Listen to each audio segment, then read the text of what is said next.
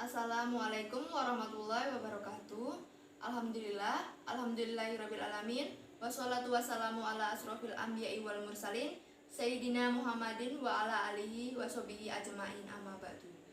Pertama-tama marilah kita panjatkan puja dan puji kita kehadirat baginda Nabi Muhammad SAW, yang mana beliau telah membawa kita dari zaman kegelapan hingga zaman terang benderang seperti saat ini. Di sini saya dari kelompok 2 ingin mempresentasikan psikologi pendidikan tentang belajar dan pembelajaran. Belajar. Di sini saya akan menjelaskan tentang belajar. Ada 5 poin tentang belajar, yaitu pengertian belajar, tujuan belajar, ciri-ciri belajar mengajar, teori tentang belajar, dan klasifikasi hasil belajar. Pengertian belajar. Belajar adalah proses perubahan tingkah laku seseorang setelah berinteraksi terhadap lingkungan. Dengan kata lain, kegiatan belajar juga dimaknai sebagai interaksi antara individu dengan lingkungan.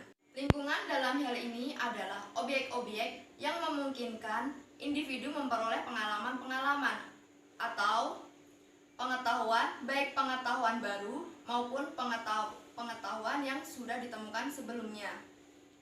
Jadi, belajar adalah proses perubahan perilaku berkat pengalaman dan latihan. Tujuan belajar yaitu ada 3 poin di sini untuk tujuan belajar. Yang pertama, untuk mendapatkan pengetahuan. Pengetahuan dan kemampuan berpikir merupakan bagian yang tidak dapat dipisahkan. Dengan adanya bahan pengetahuan, maka seseorang dapat mempergunakan kemampuan berpikir di dalam proses belajar, sehingga pengetahuan semakin bertambah. Yang kedua, ada pembentukan sikap. Pembentukan mental dan perilaku anak didik tidak akan terlepas dari penanaman nilai-nilai. Oleh karena itu, kita sebagai guru tidak hanya sekedar mengajar, tetapi betul-betul sebagai pendidik yang akan memindahkan nilai-nilai itu kepada anak-anaknya. Tujuan belajar yang ketiga yaitu penanaman keterampilan. Belajar memerlukan latihan-latihan yang akan menambah keterampilan diri siswa, baik keterampilan jasmani maupun keterampilan rohani. Oke, mari kita bahas teori tentang belajar. Teori tentang belajar ini ada 5. Yang pertama, teori behaviorisme. Terus yang kedua adalah teori kognitivisme. Terus yang ketiga adalah teori psikologi sosial. Terus yang keempat adalah teori belajar Gagne. Terus yang kelima adalah teori fitrah. Oke, kita bahas dulu yang pertama, yaitu teori behaviorisme.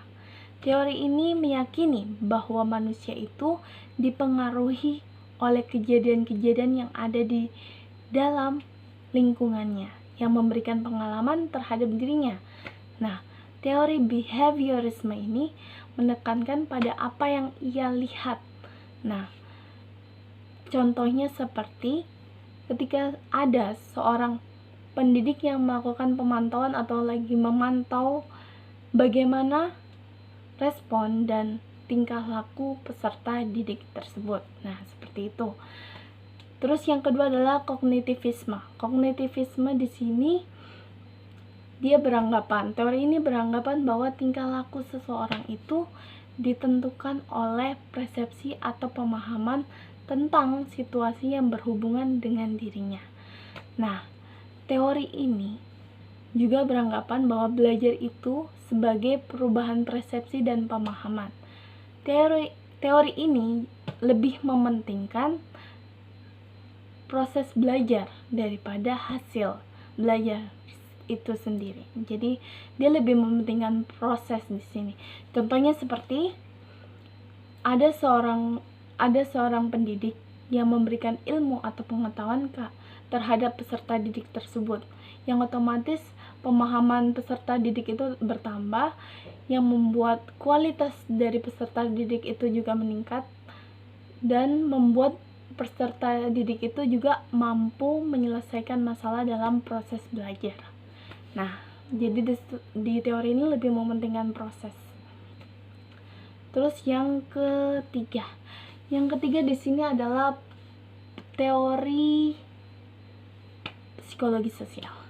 Teori psikologi sosial ini teori dalam proses belajar ini bukanlah proses dalam menyendiri. Jadi perlu adanya interaksi dalam proses ini. Jadi ketika kalian belajar, memang ada sih yang belajar otodidak atau ini, tapi lebih efektifnya ada guru di situ.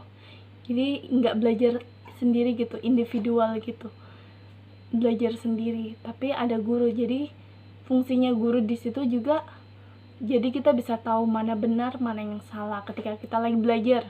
Tapi kalau kita sendiri kan kita belum tentu tahu mana yang benar mana yang salah. Jadi kayak jangan, kalau di teori ini jangan menyendiri atau individualis, menjadi individualis. Jadi harus melakukan interaksi dalam kegiatan dalam belajar itu. Oke, yang keempat adalah teori belajar Gagne. Nah, teori belajar Gagne ini adalah gabungan dari dua teori, yaitu behaviorisme dan kognitivisme. Nah, di sini belajar itu adalah sesuatu yang terjadi secara alamiah. Jadi, tapi akan tetapi dapat terjadi berdasarkan kondisi tertentu atau situasi tertentu. Contohnya, kondisi yang pertama adalah kondisi internal. Kondisi internal itu dari peserta didik. Di sini di peserta didik itu dia sudah mempunyai persiapan dan telah mempelajari di sini bisa dibilang mempelajari materi atau bahan pembelajaran. Terus yang kedua itu adalah kondisi eksternal, yaitu dari pendidiknya. Di sini situasi belajar yang secara tidak sengaja diatur oleh pendidik itu sendiri. Nah, seperti itu. Terus yang kelima adalah teori fitrah. Nah, teori fitrah ini peserta didik itu memang sejak lahir itu udah memiliki potensi dan bakat mereka masing-masing dan berbeda-beda. Jadi hakikatnya potensi dan bakat mereka itu dapat berkembang. Entah itu potensi yang dibawa dari sejak mereka lahir, melalui belajar, melalui pendidikan atau belajar. Mari kita jelaskan tentang klasifikasi hasil belajar. Klasifikasi hasil belajar sendiri dikemukakan oleh Benjamin Bloom. Benjamin Bloom ini dia beranggapan bahwa klasifikasi hasil belajar itu ada 3. Yang pertama ranah kognitif, dan yang kedua adalah ranah afektif, dan yang ketiga adalah ranah psikomotorik. Nah, kita bahas yang pertama dulu adalah ranah kognitif. Ranah kognitif ini dia berkenan pada hasil belajar intelektual. Nah, hasil belajar intelektual ini terdiri dari 6 aspek. Nah, aspek pertama adalah pengetahuan, dan yang kedua adalah pemahaman, dan yang ketiga adalah aplikasi, dan yang keempat adalah analisis, terus yang kelima adalah sintesis, dan yang keenam adalah evaluasi. Oke. Tentang pengetahuan itu yang dimaksud adalah peserta didik mampu mengenali dan mengingat materi yang dipelajari. Nah, tentang pemahaman itu peserta didik memahami makna yang telah dipelajari atau materi yang telah dipelajari. Terus masuk di aplikasi. Aplikasi itu yang dimaksud itu adalah mengaplikasikan atau menerapkan materi yang telah dipelajari sebelumnya pada pemahaman itu. Terus masuk di yang keempat, yaitu analisis. Analisis di sini itu dia menguji dan memecahkan masalah atau materi untuk membuat kesimpulan. Nah, selanjutnya yang kelima itu adalah sintesis. Sintesis itu mengedepankan unsur secara logis. Dia tuh seperti dia menjelaskan struktur atau pola yang tidak dijelaskan pada pola sebelumnya atau materi sebelumnya. Seperti itu. Terus yang keenam adalah evaluasi. Evaluasi itu penilaian dan pertimbangan dari nilai-nilai pada materi yang dipelajari. Nah, pertimbangan dan nilai-nilai pertimbangan dan penilaian terhadap materi yang dipelajari. Nah, terus yang kedua adalah ranah afektif. Nah, ranah afektif ini dia berkenaan dengan sikap. Nah, di sini terdiri dari 5 aspek. Yang pertama adalah penerimaan, yang kedua adalah jawaban, yang ketiga adalah penilaian, yang keempat adalah organisasi, dan yang kelima adalah internalisasi. Nah, di sini yang dimaksud penerimaan itu siswa mampu memperhatikan atau merespon apa yang dijelaskan oleh pendidik.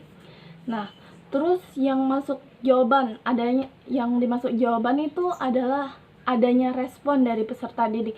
Jadi peserta didik itu berpartisipasi aktif dalam proses belajar. Nah, yang ketiga adalah penilaian. Penilaian di sini peserta didik mengekspresikan dalam sikap. Jadi peserta didik mampu membedakan mana baik atau buruk. Nah, masuk di organisasi tentang penyikapan atau penyampaian nilai dan moral atau penyatuan nilai atau moral dalam organisasi itu. Terus internalisasi. Terus yang ketiga adalah ranah psikomotorik. Nah, ranah psikomotorik di sini berkenaan dengan hasil belajar yang berupa keterampilan, kemampuan bertindak, meliputi 6 aspek ya. Yang pertama adalah gerakan refleks, yang kedua adalah keterampilan gerak dasar, terus kemampuan perseptual, terus ketepatan keterampilan kompleks, dan gerak ekspresif dan imperatif. Nah, itu adalah ketiga dari klasifikasi hasil belajar dari Benjamin Bloom. Oke, kita masuk di pembelajaran. Pengertian pembelajaran. Pembelajaran pada hakikatnya adalah suatu proses, yaitu proses mengatur, mengorganisasi lingkungan yang ada di sekitar peserta didik sehingga dapat menumbuhkan dan mendorong peserta didik melakukan proses belajar. Pembelajaran juga dikatakan sebagai proses memberikan bimbingan atau bantuan kepada peserta didik dalam melakukan proses belajar. Lanjut, kita masuk ke komponen-komponen pembelajaran. Yang pertama, guru dan siswa. Seorang guru haruslah memiliki kemampuan dalam mengajar, membimbing, dan membina peserta didiknya dalam kegiatan pembelajaran. Yang kedua, tujuan pembelajaran. Tujuan pembelajaran dapat dibagi dua, yaitu tujuan dirumuskan secara spesifik oleh guru yang bertolak dari materi pelajaran yang disampaikan.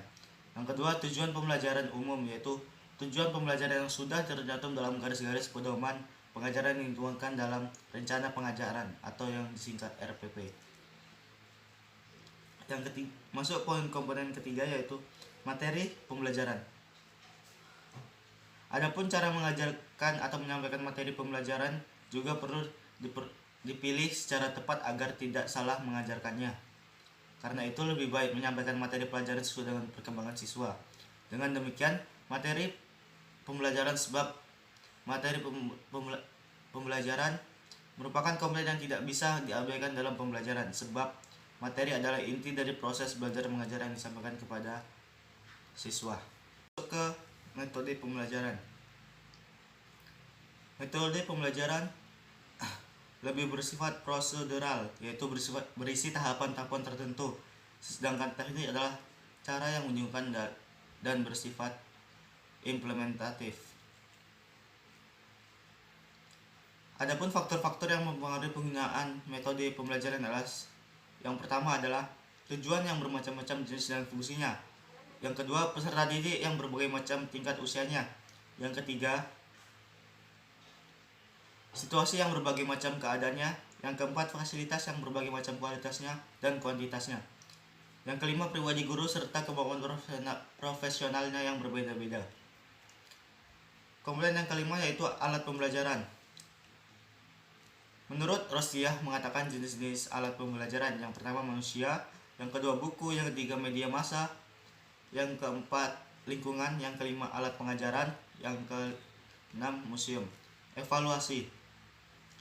Menurut Jafar Siddiq mengungkapkan bahwa fungsi evaluasi adalah umpan balik peserta didik, umpan balik bagi pendidik, informasi bagi orang tua wali, yang keempat informasi untuk lembaga. Oleh karena itu evaluasi sangatlah penting dalam proses belajar mengajar. Sekian dari saya. Wassalamualaikum warahmatullahi wabarakatuh.